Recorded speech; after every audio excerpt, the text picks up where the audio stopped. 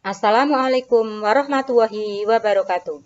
Berjumpa kembali dengan Ibu Umi Bardiasih di edisi perdana video pembelajaran kimia kelas 12 semester Gasal.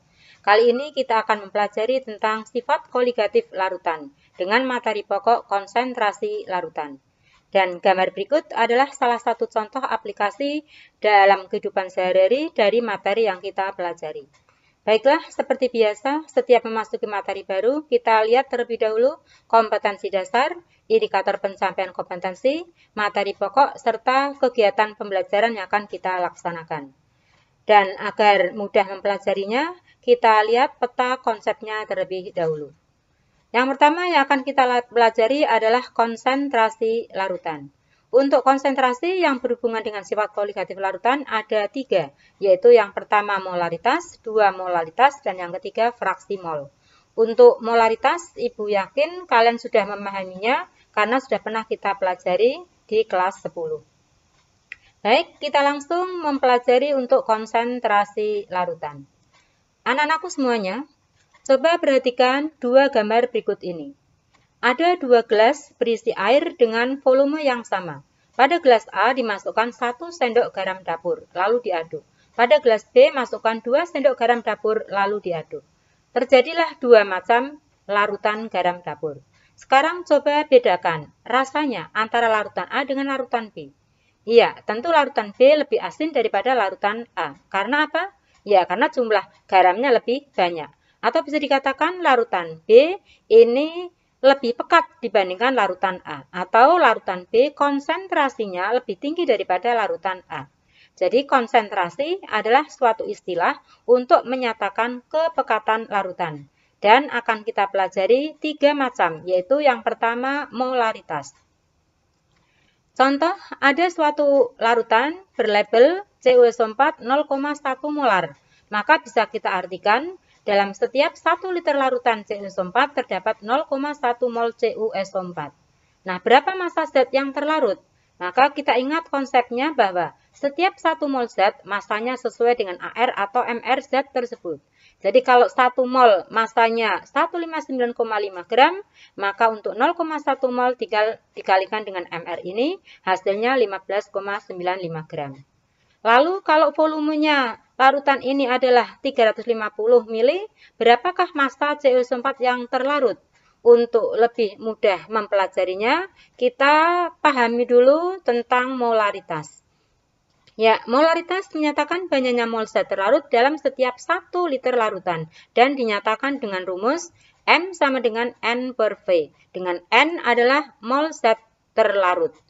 Mol bisa dicari dari V per MR atau massa dibagi MR. Maka rumus ini bisa kita jabarkan M sama dengan V per MR kali 1000 per V. Dengan V adalah volume larutan dalam satuan mili, karena ini 1000. Kalau ini 1 berarti satuannya liter. Baik, untuk lebih mudah memahaminya, kita coba menyelesaikan contoh soalnya. Sebanyak 6,84 gram gula pasir Mr342 dilarutkan dalam air dan membentuk larutan dengan volume sebesar 100 ml. Hitunglah kemolaran larutan tersebut. Yang pertama, kita tulis apa yang diketahui. Untuk yang ditanya molaritas, kita masukkan rumusnya M sama dengan N per V. Kita masukkan angkanya, kita selesaikan, hasilnya adalah 0,2. Atau bisa kita menggunakan rumus yang sudah kita jabarkan, M sama dengan V per MR kali 1000 per V. Kita masukkan angkanya, kita selesaikan, ini bisa dicoret, maka hasil akhirnya juga 0,2. Yang kedua, molalitas. Ada suatu larutan kalium dikromat, labelnya 0,5 molal. Maka bisa diartikan bahwa dalam setiap 1 kg atau 1000 gram pelarut, larutnya air, terdapat 0,5 mol kalium dikromat. Nah, berapa massa kalium dikromat yang terdapat dalam larutan ini? Bisa kita hitung seperti tadi, dengan mengalihkan MR-nya. Maka hasilnya adalah 147 gram. Nah, untuk lebih mudah menghitung tentang molalitas, kita pelajari untuk pengertian molalitas. Molalitas menyatakan banyaknya mol zat terlarut di dalam setiap 1000 gram pelarut. Nah, untuk larutan dalam air, maka massa pelarut dapat dinyatakan dalam volume pelarut, sebab massa jenis air adalah 1 gram per mili. Maka kemolalan bisa dinyatakan dengan rumus M sama dengan N kali 1000 per P. Kalau ini kita jabarkan sama seperti tadi, berarti M sama dengan W per MR kali 1000 per P, di mana P adalah massa pelarut dalam satuan gram. Ya, kita lihat contoh soalnya. Sebanyak 117 gram NaCl, MR58,5 dilarutkan dalam 0,5 liter air. Tentukan molalitas larutan NaCl. Kita tentukan dulu apa yang diketahui. Ditanya molalitas. Tadi yang diketahui adalah 0,5 liter, maka harus kita cari massanya.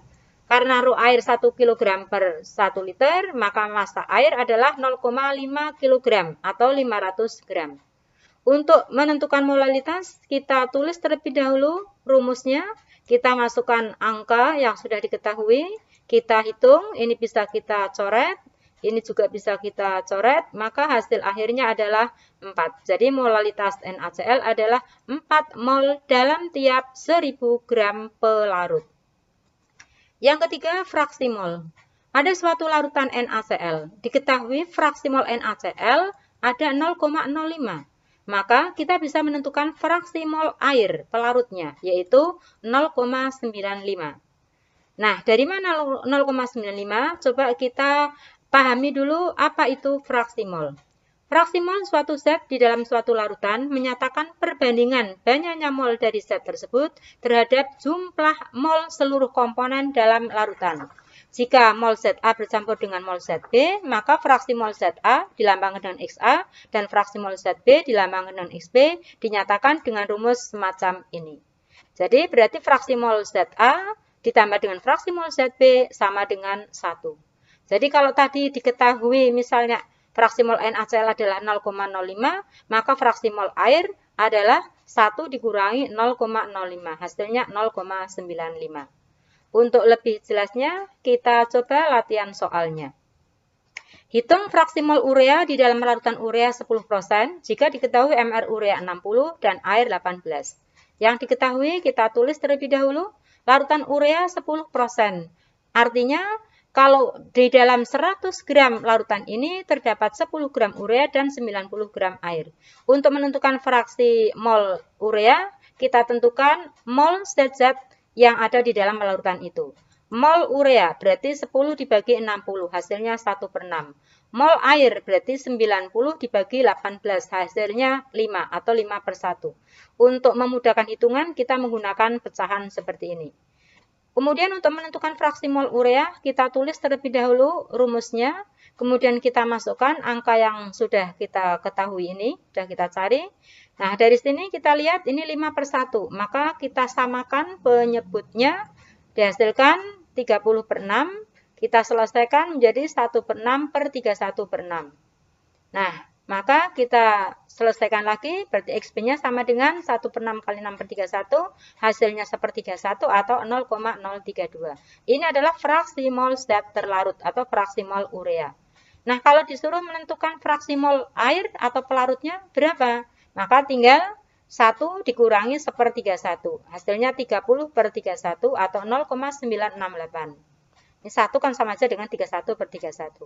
Nah, atau kalau ini tadi sudah diketahui, bisa langsung 1 dikurangi 0,032. Hasilnya 0,968. Cukup mudah bukan? Ya, sebelum kita tutup, maka kita simpulkan terlebih dahulu apa yang sudah kita pelajari tentang konsentrasi larutan. Yang pertama, molaritas, yaitu menyatakan banyaknya mol zat terlarut di dalam setiap 1 liter larutan. Yang kedua, molalitas, menyatakan banyaknya mol zat terlarut di dalam setiap 1000 gram pelarut. Yang ketiga, fraksi mol, menyatakan perbandingan mol suatu komponen terhadap mol semua komponen dalam larutan. Untuk pertemuan berikutnya akan kita bahas mengenai sifat koligatif larutan, yaitu penurunan tekanan uap. Untuk itu, simak video berikutnya, yaitu sifat koligatif larutan part 2. Demikian. Mudah-mudahan bermanfaat. Terima kasih. Mohon maaf apabila banyak kekurangannya di dalam penyampaian ini. Billahi taufiq wal hidayah. Wassalamualaikum warahmatullahi wabarakatuh.